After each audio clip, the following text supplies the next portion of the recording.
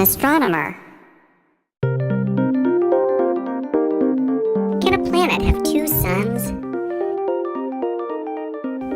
For anyone to stand on the surface of a planet and see two setting suns, three things must be true. 1. These close pairs of stars must exist. 2.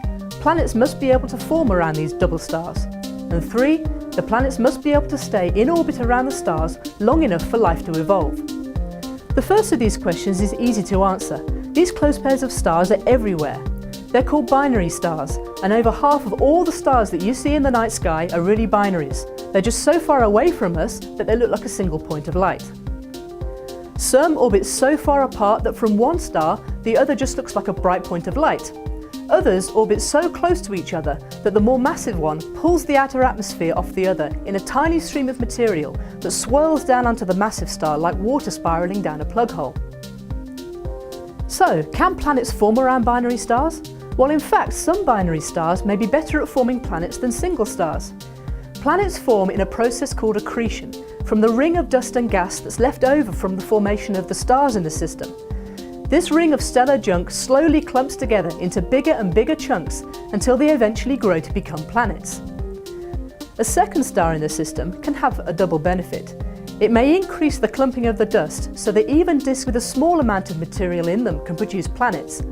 And it may also speed the accretion process up, allowing planets to form more quickly than around single stars. There have been a number of Jupiter-sized planets found around binary systems, and a Spitzer Space Telescope study has found planet-forming disks around 40 to 60% of the binary systems they observed. So far it's looking good. The final step is keeping the planets around the binary stars for long enough that life can evolve on the surface. This is the trickiest part of the whole puzzle. In fact, astronomers have found that the vast majority of planetary orbits around binary stars are unstable. At some point in the planet's lifetime, the gravitational tugs of the two stars will cause the planet to either crash into one of the stars or to fly out of the system altogether. The good news is there are some planetary orbits that are stable. The simplest is when two stars are very close together and the planet orbits a long way away from them. Then, even though the stars are moving, the planet wobbles slightly in its orbit, but it remains stable. The second simple scenario is when the stars are a very long way away from each other, and the planet only orbits one of them.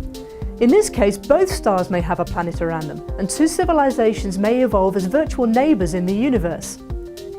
Either way, science fiction's vision of two suns setting in the same sky may be closer to science fact than we on Earth ever thought possible.